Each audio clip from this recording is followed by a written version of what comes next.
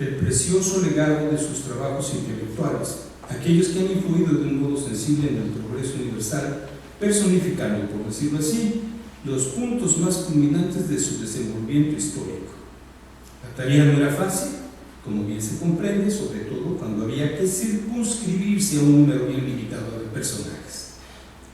Sin embargo, he aquí las razones que fundaron la elección y que explican al menos el pensamiento que les sirvió de guía.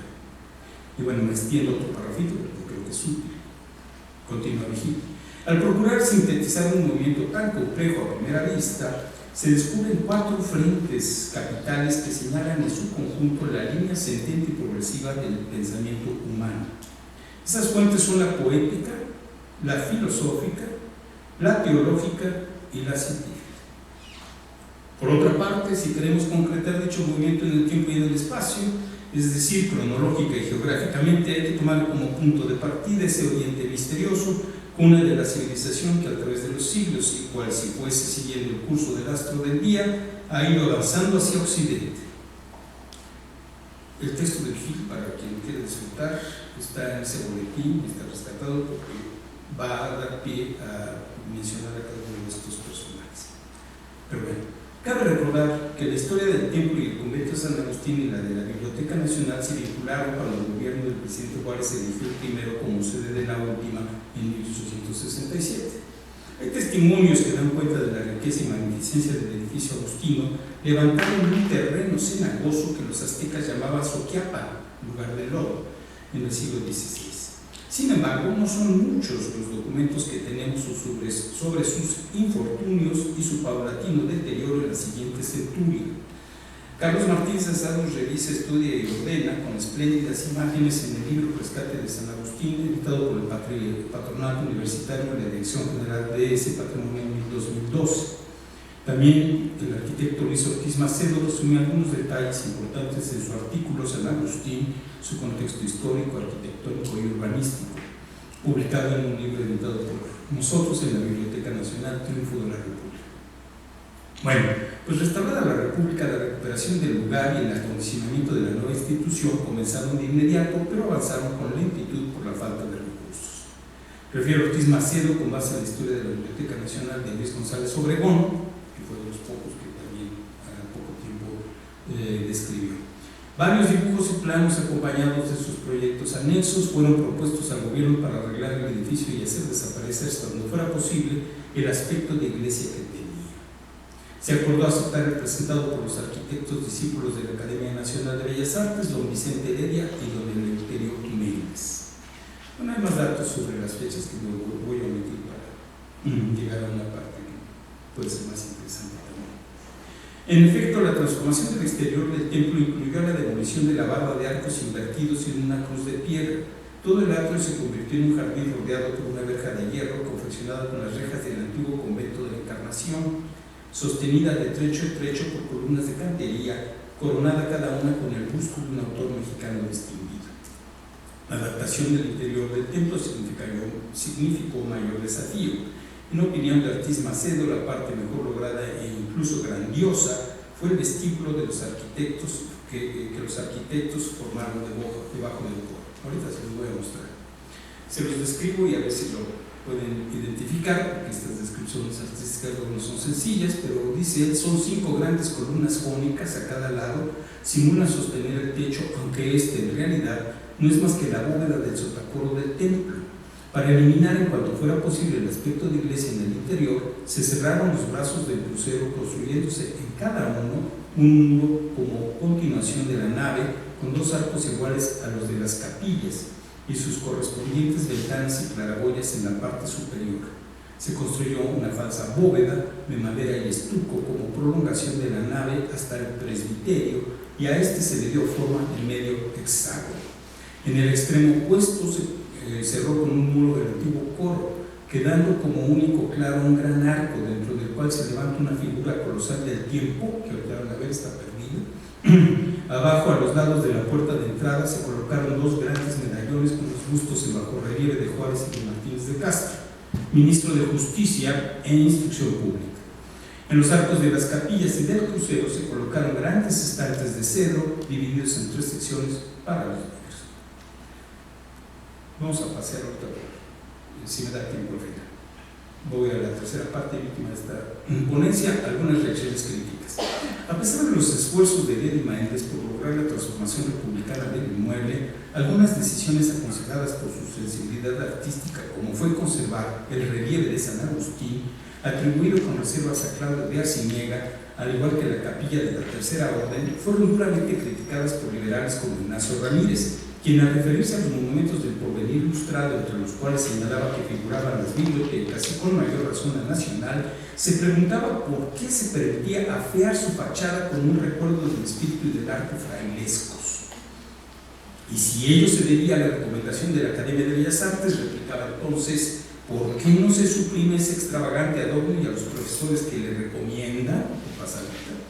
Arremetía el nigromante con el filo de su pluma, primero contra las opiniones de Alcaraz y Lafragua, que defendían la obra explicando que se trataba de un monolito, a lo que Ramírez respondía que no era mérito de los monolitos el ser feos, pero que además luego había resuelto ser un polilito, lo cual para su sorpresa les parecía igualmente admirable tanto a Alcaraz como a Lafragua. Con el argumento de los católicos que otorgaban a San Agustín la categoría de sabio y que de pronto así veían a descubrirlo ambos señores, declararon entonces que lo conservarían con la representación de portero. Ramírez no se convencía y volvía a preguntar: ¿la fealdad artística es un mérito en el retrato de un sabio, ya se llame monolito, ya polilito? A lo que le respondieron aquellos devotos de la fealdad, decían: no conservamos tantos ídolos horribles, la historia necesita este monumento. Aceptaba liberar el argumento, pero ¿por qué conservarlo como adorno de una fachada construida con diverso estilo y con diverso objeto? ¿Por qué la biblioteca le demostraba era una sucursal del museo? Convenció al fin la infatigable Sociedad Católica a las personalidades artísticas para que reconocieran al San Agustín como una obra admirable. Y Ramírez, tan propenso a la admiración, decía irónicamente, claro, como Alcaraz y Lafragua, presentaba el resultado de sus observaciones tras contemplar, según él, con fe, el polilito. La ironía de su crítica no tiene desperdicio, les leo 3 renglones. El santo tiene un vestido de obispo a la costumbre que ahora se usa y no a la de su tiempo. Esto es una especie de lo que Carducho llama anticronismo, anacronismo permitido según Pacheco con apoyo del padre Sigüenza, porque ¿cómo sabrá ahora el pueblo rudo que San Agustín fue obispo si no lo pintasen como lo pintan? Esta misma razón sirvió en otro tiempo para llamar condes y marqueses a los generales de Alejandro, para pintar de bata al Padre Eterno, para avistar a Febo a la Luis XVI, y servirá hoy para vestir a Venus como si fuera su modista Valeria. Los sabios Alcaraz y Lafragua se dan por convencidos con lo del pueblo rudo. Llama también nuestra atención el artículo de Manuel Gutiérrez Nájera, que con el título de Dante apareció en el Nacional el 25 de febrero de 1882, dedicado a la escultura que Epitacio Calvo esculpió para el Salón de la Biblioteca Nacional, y los elogiosos ceros que Vicente Rivapalacio le dedicó a José María Vigil ese mismo año en la galería de sus contemporáneos. Todo parece indicar que el duque Job conoció la figura en el taller del escultor, pues no hace referencia al interior del edificio ni a las otras estatuas. De hecho, la única noticia que informa sobre la reapertura de la biblioteca es del 13 de julio del año siguiente, lo cual nos permite concluir que Dante no había sido colocado en su sitio definitivo cuando la contempló el poeta. Importa, no obstante, para nuestro propósito, recordar algunas de las reflexiones de Gutiérrez Nájera que le inspiró la estatua. El poeta nos invita al viaje sedentario por los museos de Europa para contemplar las figuras que personifican el alma griega, porque para él, en el ánfora cincelada de la antigüedad, se derramó esa rica esencia que se llama espíritu. El arte evolucionó y aquellas figuras desnudas de las vírgenes se vieron cubiertas por túnicas flotantes, cruzaron los brazos para la oración, su cabello descendía en ondas largas para ocultar las morbideces plásticas del pecho, y los vestidos permitían apenas distinguir la punta diminuta del breve pie. Advierte el duque Job la sustitución de la escultura por la pintura durante la Edad Media y la recuperación de los grandes ideales griegos y romanos durante el Renacimiento, cuando alma y forma, decía él, se unen estrechamente, dando a esas maravillosas vírgenes cristianas que tanto se asemejan a las diosas. El arte alcanza a dotar de espíritu al mármol y la piedra, de modo que la eterna ciega ve, la eterna muda tiene voz y habla. Tal es la emoción que experimenta el poeta al contemplar el Dante de Epitafio Caro. Unas líneas. Dante es, dice Duque Job, precisamente la figura más difícil de ser representada en una estatua. ¿Cómo expresar con el mármol frío ese carácter que resume, que compendia las pugnas religiosas y políticas de la Edad Media? Yo no lo sé, pero el hecho es que el escultor ha conseguido ese ideal. Esa frente medita, esa boca habla y esos ojos ven. Ese es el Dante como yo lo había soñado. En lo que toca a Riva Palacio, importa observar la aprobación que de forma un tanto irónica hace de las adecuaciones del extemplo de San Agustín y de las estatuas de los personajes universales que custodiarían a los lectores en el interior y a los gustos que vigilarían el paso de los transeúntes de la esquina de República de Uruguay e Isabela Católica. El escritor comparte una íntima y deliciosa plática, así dice él, que sostenía las estatuas y que casualmente escuchó una tarde que visitó al taller donde cobraban forma. De esta manera, el general aprobaba el proyecto de su estimado don José María Vigil. Bueno, no les traigo fragmentos porque son un poco largos, pero son bastante burlones, donde Confucio habla con el Chinchunchán y se burlan de Alarcón y de los que van a estar afuera porque les va a dar frío. Con el tiempo, los usuarios de la Biblioteca Nacional se convirtieron en devotos de los nuevos santos a los 16 personajes que contemplaban sus lecturas. La ironía sobre este templo laico ha tenido lugar desde su conversión, pues todavía era frecuente hace unos años que la gente se persignase al pasar enfrente de su puerta principal. Bueno, pues hasta ahí el texto para, si hay tiempo, doctora, compartir visiones. Vean aquí la exposición de las imágenes. Gracias. Vamos a ver.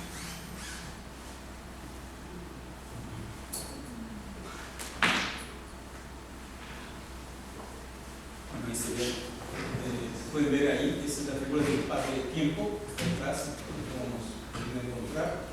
Más o menos se aprecian a distinguir ahí los relieves de Luis Martínez de Castro y de Benito Juárez. Los ven al fondo de la puerta que se diseñó de puerta y el hexágono que se hizo en la parte de arriba. ¿Sí? Aquí se ve, aprecia un poco mejor, como estaba ahí esa figura larga. Y esos son los videos de cedro que todavía se conservan, como la sillería de cedro que está en el granito, que es de este empresa Agustín. Esta es la otra mirada y lo que está al fondo es la Minerva, que tampoco la hemos encontrado, pero hay una del exterior y las figuras pues sí se encuentran, ahorita las van a ver. Aquí está Isaías, Aristóteles. Este es Valmiki, sí, que bueno, esa foto es como para que va a tomar un vaso de agua. Y ese, Cicerón, Virgilio,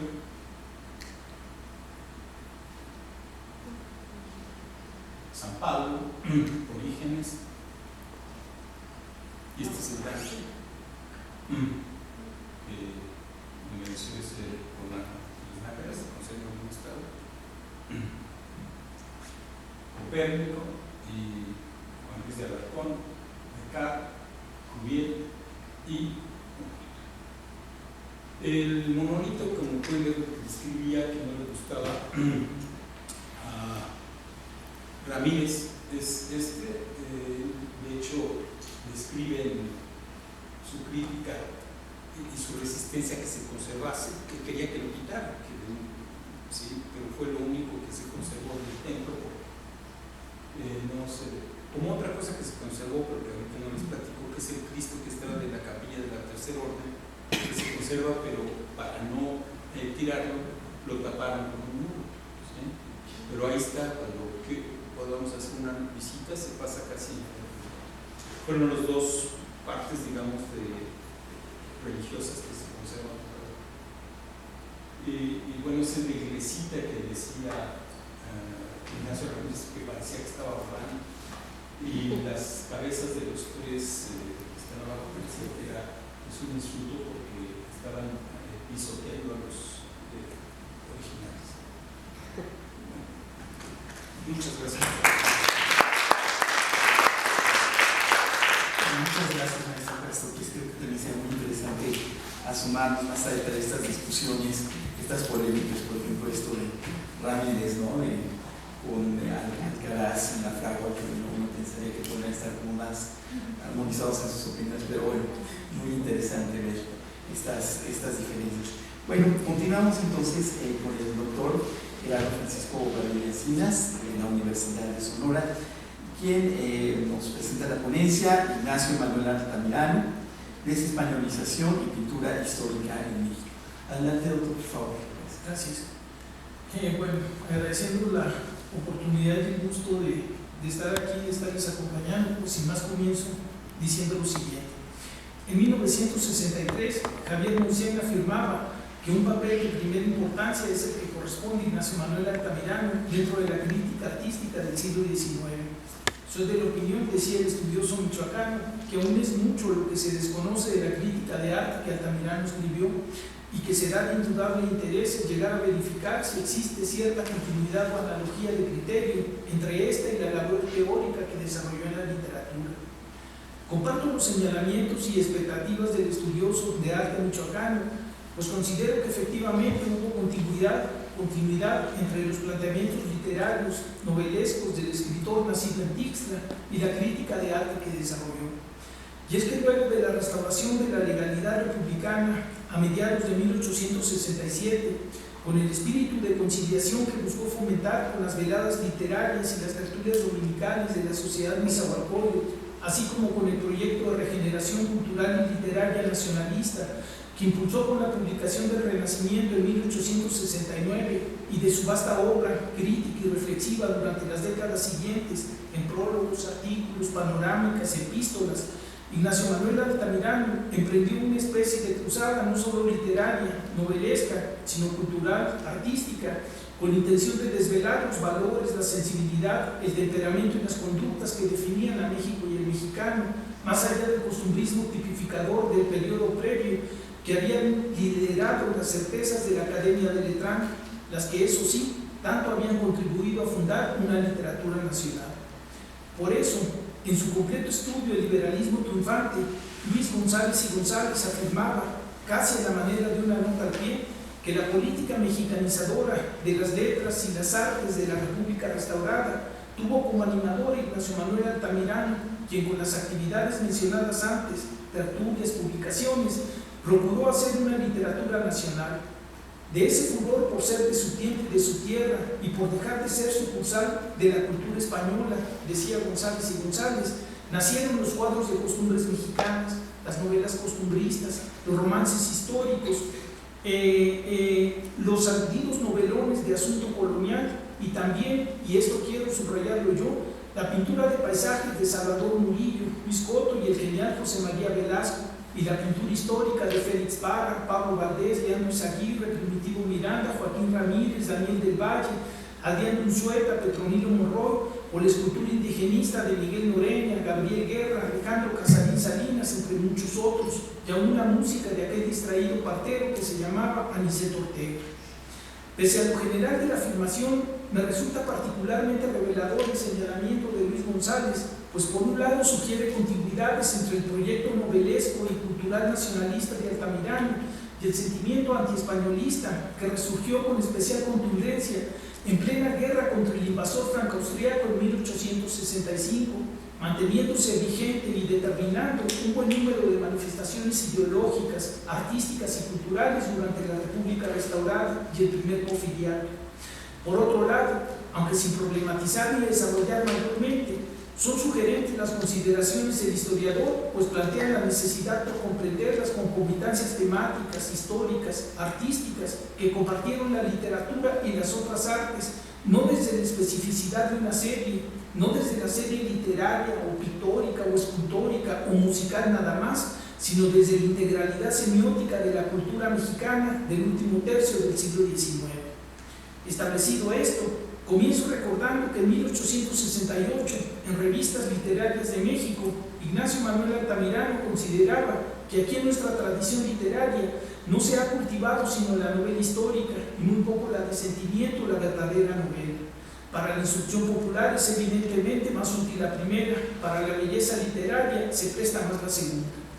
Si bien habría que matizar y problematizar la contundencia del señalamiento, pues en los años previos a la reforma la tradición novelesca mexicana había evolucionado y presentado una diversificación temática y genérica importante que perfilaba el desarrollo de unas nuevas sensibilidades de resolución ética y estética, de ascendencia realista costumbrista, más crítica e incisiva, como lo muestran obras como El Fistol del Diablo o Ironías de la Vida o El Diablo en México o El Monedero. El señalamiento del letrado tixtlense establece a la historia y la perspectiva histórica como las dominantes y detonantes éticas y estéticas de la narrativa de la época.